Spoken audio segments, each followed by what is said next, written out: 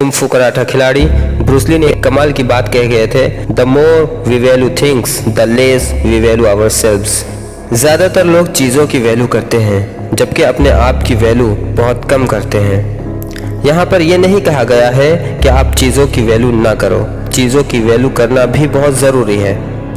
Problem ये नहीं है कि आप चीज़ों की वैल्यू बहुत ज़्यादा करते हैं, बल्कि प्रॉब्लम ये है कि आप खुद की वैल्यू नहीं करते हैं। दुनिया में आपकी नज़र में जितने भी लोग सफल हैं, आपको पता है उनके सफल होने का सबसे बड़ा राज, सबसे बड़ा सीक्रेट क्या है? सीक्रेट यही है कि उन्होंने बहुत ज़्यादा अपने वैल्यू को बढ़ाने के लिए दिन रात एक कर दिए थे। खुद की वैल्यू बढ़ाए बिना आप कभी भी, बल्कि कोई भी सक्सेसफुल नहीं बन सकता। और ये मेरा दावा है कि आप वैल्यू के बिना कुछ भी नहीं है। अब सवाल ये पैदा होता है कि हम अपनी खुद की वैल्यू कैसे करें, हम अपनी वैल्यू कैसे बढ़ाएं। इसे मैं आपको एक छोटी सी स्टोरी से समझाना चाहूँगा। दो दोस्त थे, दोनों बचपन से ही एक दूसरे के साथ रहा करते थे। एक ही स्कूल, एक ही कॉलेज, यहाँ तक कि हमेशा एक ही क्लास में साथ साथ रहे। अब उन दोनों को जॉब करनी थी। दोनों के पास 10-10 हज़ार रुपये भी थे। दोनों के दोनों एक ही कंपनी में इंटरव्यू के लिए जाते हैं। दोनों इंटरव्यू में सिलेक्ट भी हो जाते हैं, लेकिन दोनों के सामने एक कंडीशन रखी जाती है। अगर आप कंप्यूटर के साथ थोड़ा बहुत इंग्लिश भी जानते हैं तो आपकी सैलरी मंथली 30,000 रुपये होगी। लेकिन अगर आप कंप्यूटर के साथ अच्छी इंग्लिश भी जानते हैं तो आपकी सैलरी मंथली 60,000 रुपये होगी। दोनों दोस्त इस ऑफ़र पर गौर करते हैं, लेकिन उनमें से एक दोस्त ने थोड़ी देर बाद ही उस 30,000 वाली जॉब को ज्वाइन कर लेता है और दूसरा वाला ऐसा नहीं करता। वो घर आता है और आने के बाद जो उसके पास 10,000 रुपये थे, उनमें से 2,000 इंग्लिश कोचिंग में लगाकर और 2,000 रुपये कंप्यूटर कोर्स में लगाकर अच्छी तरह सीखने के लिए लग जाता है। अब उसके पास 6,000 रुपये बच जाते हैं। फिर इसी तरह दूसरा मंथ भी करता है और तीसरे मंथ सिर्फ इंग्लिश कोचिंग करता है, क्योंकि कंप्यूटर पहले से ही बहुत अच्छी तरह जानता था और 2 महीने की कोचिंग करके हर चीज़ सीख लेता है।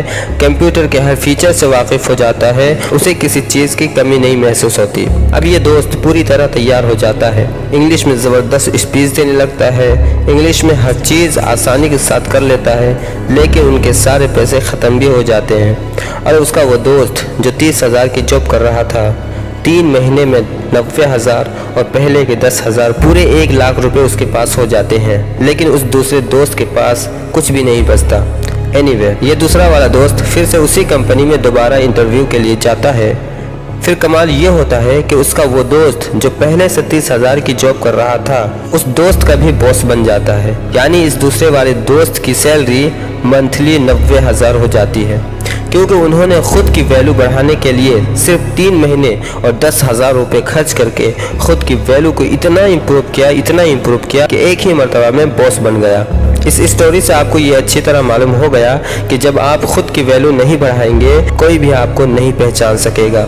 लेकिन अगर आपने खुद की वैल्यू को बढ़ाने में मेहनत की, अपने टाइम को इन्वेस्ट किया, तो दुनिया आपकी वैल्यू की कीमत करोड़ों में लगाएगी। आप अपनी वैल्यू को जितना कीमती बनाएंगे, लोग आपको उतना ही पैसे देने को तैयार रहेंगे, क्योंकि आपकी वैल्यू पर लोग डिपेंड हो जाएंगे। आपकी वैल्यू के बिना उनकी कंपनियां नहीं चल सकेगी। इसलिए आप वैल्यू के बिना कुछ नहीं बन सकते। वैल्यू बढ़ाने के ऊपर खूब मेहनत करें, खूब संघर्ष करें। वैल्यू ही सब कुछ है। वैल्यू ही आपकी ज़िंदगी को सफल बना सकता है। वैल्यू ही आपके अंदर का डायमंड है। इस डायमंड को आप जितना कीमती बनाएंगे, आपकी कीमत उतनी ज़्यादा होगी। बस जाते जाते इतना ही कहूँगा, दुनिया आपको नहीं, आपकी वैल्यू को पहचानती है। आप जिस वक्त सो रहे होते हो, कोई दूसरा उसी वक्त अपनी वैल्यू को कीमती बनाने के लिए मेहनत कर रहा होता है। हर दिन अपनी वैल्यू को कीमती बनाओ।